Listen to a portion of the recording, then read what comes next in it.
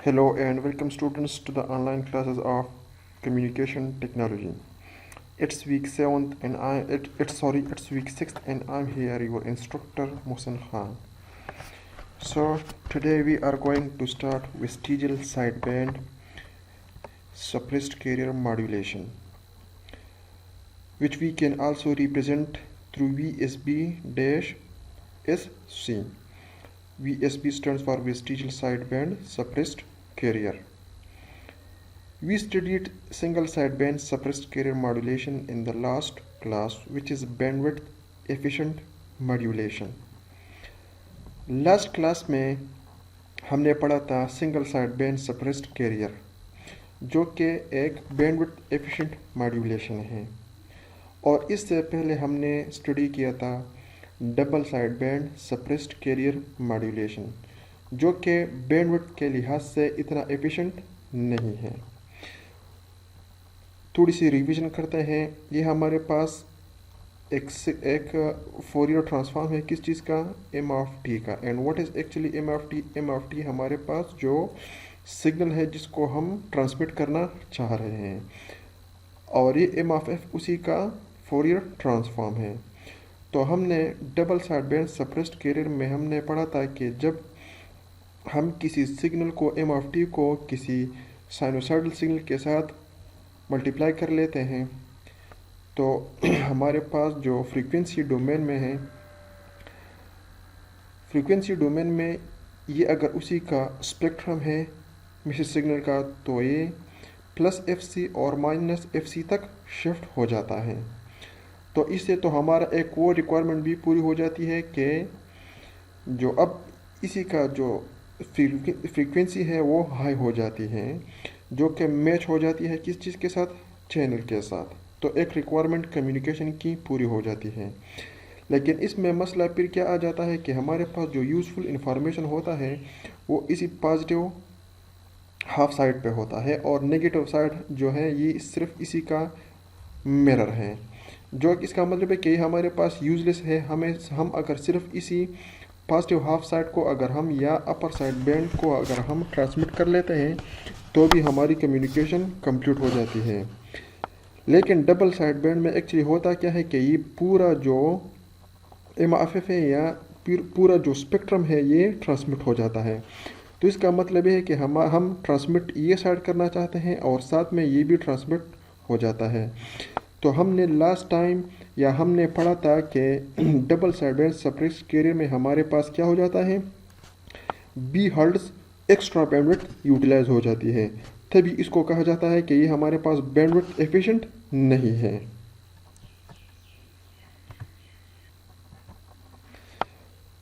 तो ये हमारे पास इस केस में बैंडविड्थ एफिशिएंट नहीं है, क्योंकि फॉर एग्जांपल 100 हर्ट्ज की बजाय 200 हर्ट्ज वो यूटिलाइज हो रहा होता है।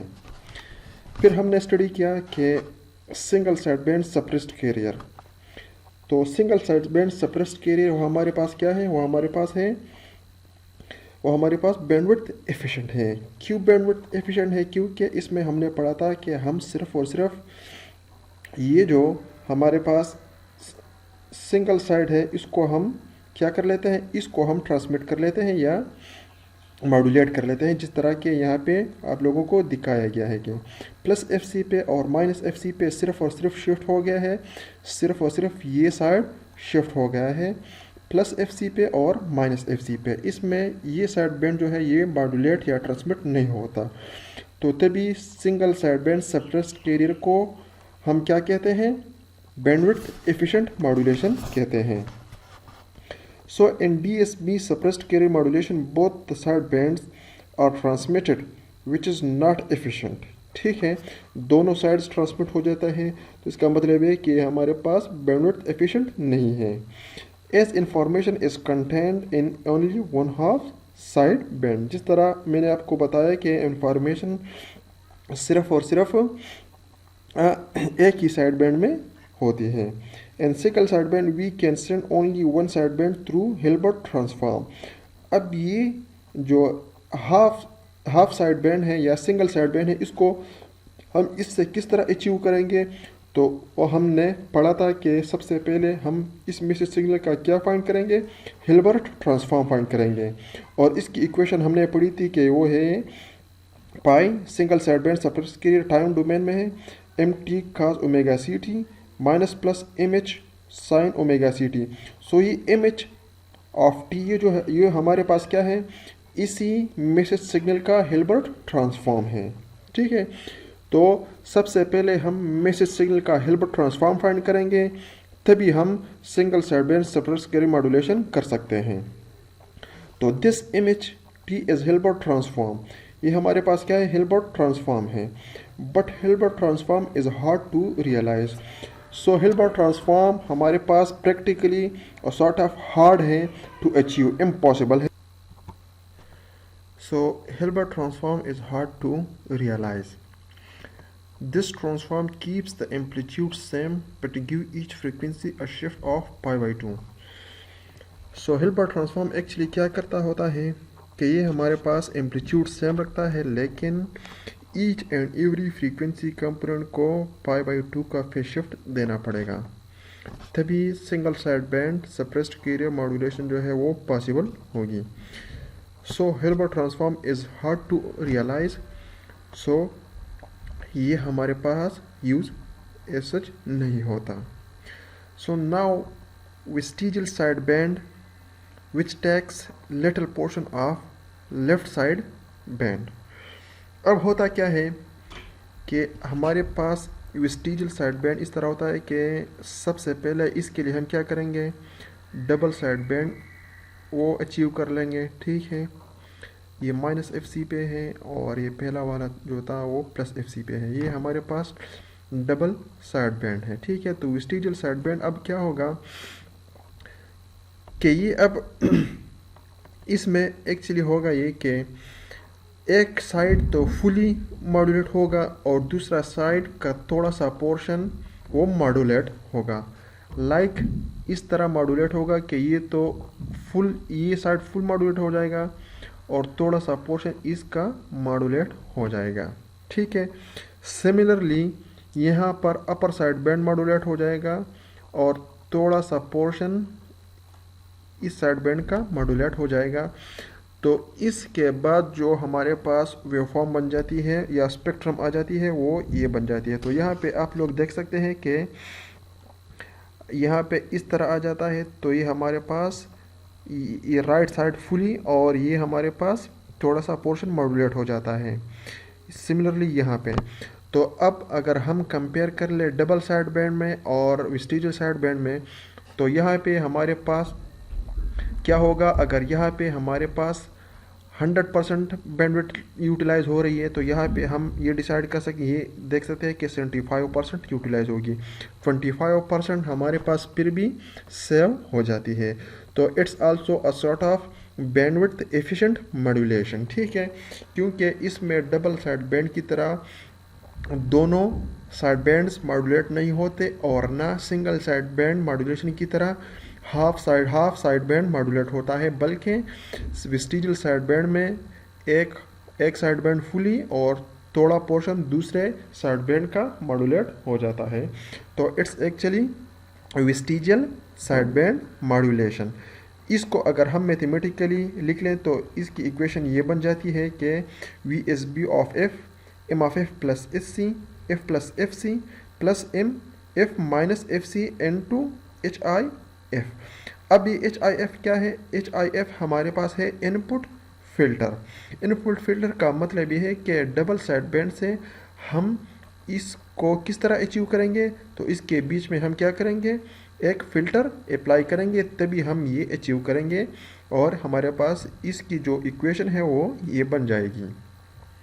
सो in order to have vestigial side band modulation, first we should have a modulated signal and that is double sideband suppressed carrier and followed by a filter which is actually a band pass filter। ठीक है, filter actually इस तरह का एक वो होता है कि ये क्या कर लेता है कि ये फॉर एग्जांपल हमारे पास डबल साइड बैंड है तो फिल्टर के थ्रू हम ये पोर्शन जो है ये पास कर लेते हैं। ठीक है, इतना पोर्शन पास कर लेते हैं। ठीक है, और ये पास नहीं करते, तो हमारे पास डबल साइड बैंड से हम ये अचीव कर लेते हैं। तो तभी हम कहते हैं कि वेस्टिजियल साइड बैंड में सबसे पहले हम क्या करेंगे कि हम obtain कर लेंगे डबल साइड बैंड मॉड्यूलेशन, और उसके बाद हम अब अप्लाई कर लेंगे एक इनपुट फिल्टर। सो इनपुट फिल्टर क्या करेगा, इनपुट फिल्टर यही करेगा कि वो दूसरा जो साइड बैंड है उससे थोड़ा सा वो पोर्शन वो मॉड्यूलेट कर लेगा, और दूसरा साइड बैंड जो है वो फुली मॉड्यूलेट कर लेगा। Now what to do at demodulator. अब अगर हम इसको ट्रांसमिट कर लेते हैं, मॉड्यूलेट कर लेते हैं, तो अब रिसीवर साइड पे क्या होगा, रिसीवर साइड पे चूँकि हमारे पास क्या होगा, डीमॉड्यूलेटर होगा। So the received signal is multiplied by cos omega C t. तो जिस तरह हम स्टार्ट से पढ़ते आ रहे हैं कि रिसीवर साइड पे हम क्या करते हैं, उसी रिसीव्ड सिग्नल को दोबारा साइनोसाइडल से मल्टीप्लाई कर लेते हैं। So E of T is equal to vestigial side band, जो कि जिसकी इक्वेशन ये है, वो हम मल्टीप्लाई कर लेते हैं 2 cos ओमेगा सी टी के। सो अगर इस ई ऑफ टी का हम फोरियर ट्रांसफॉर्म फाइंड कर लें तो वो बन जाता है ई ऑफ एफ, और ये हमारे पास vestigial side band F plus F C plus V S B F minus F c.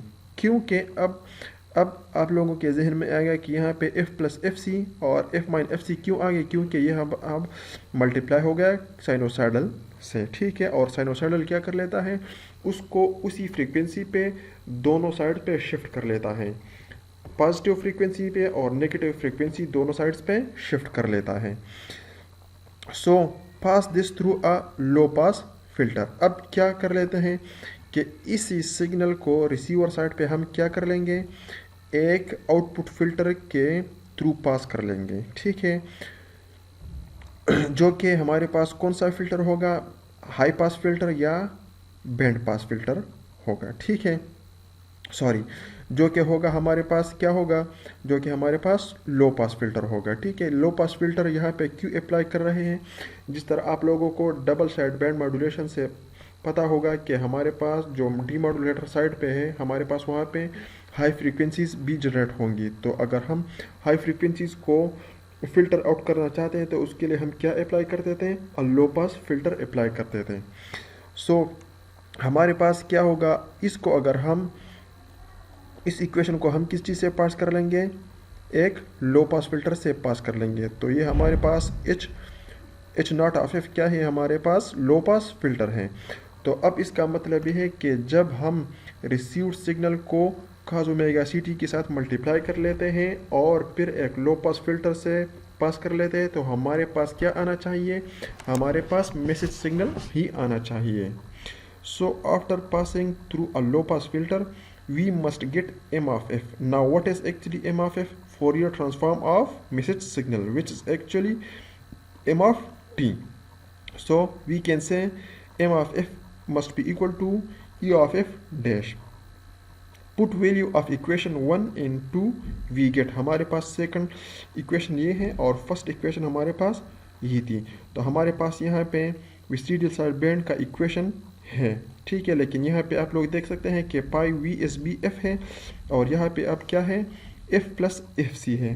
तो हम यहाँ पे क्या कर लेंगे, एफ या इस एफ की जगह एफ प्लस एफ सी और f minus F c put कर लेंगे।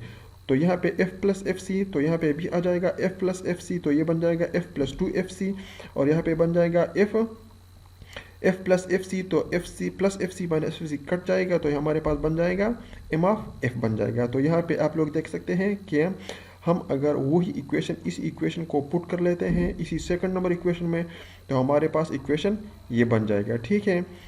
M f plus 2 F C plus m of f h i f plus F c, ठीक है। इसी तरह अगर हम यहाँ पे पुट कर लेते हैं तो यहाँ पे बन जाएगा M of F plus M F minus 2 F C, और ये हमारे पास क्या है, इनपुट फिल्टर है, और साथ में मल्टीप्लाई कर लेंगे, ये एच नॉट ऑफ एफ अपनी जगह पे आ जाएगा, ठीक है।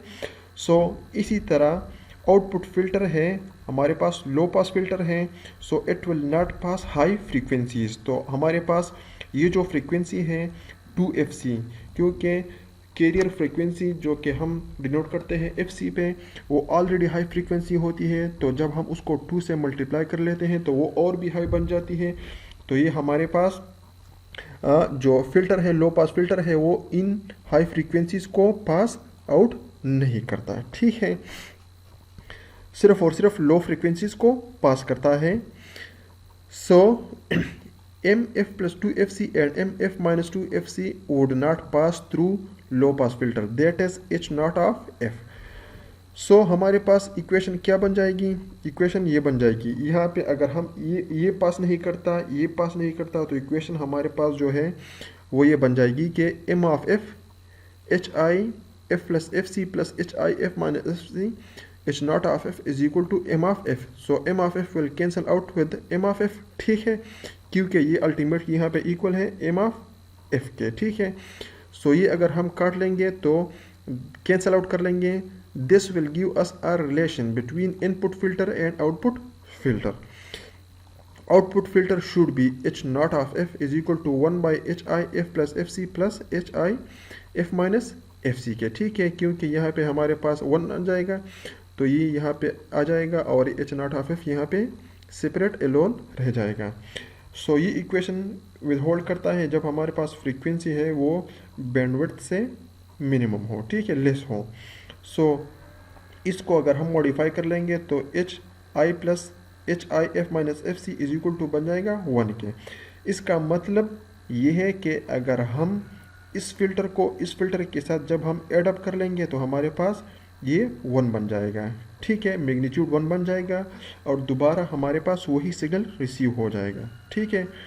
तो अब हमारे पास जो वेस्टिजियल साइड बैंड का जो इक्वेशन है वो टाइम डोमेन में अगर हम लिखना चाहते हैं तो वो इसी तरह लिखेंगे, M of t cos omega ct plus MVT sin omega ct। Now what is MVT? It's actually input filter, ठीक है, जो कि हमने थोड़ी देर पहले स्टडी कर लिया।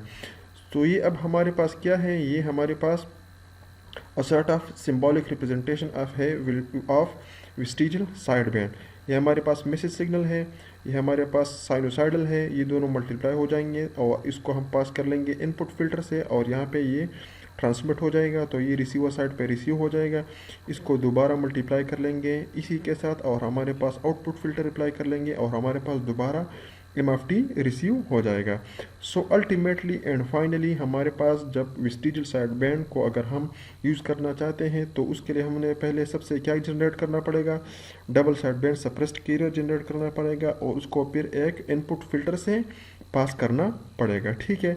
और डीमॉड्यूलेटर साइड पे फिर हमने क्या करना है, एक आउटपुट फिल्टर से पास आउट करना पड़ेगा, जिसका हमारे पास जो इक्वेशन है या जो हमारे पास आउटपुट फिल्टर का इक्वेशन है वो ये होगा, ठीक है। So this is actually all about vestigial side band modulation.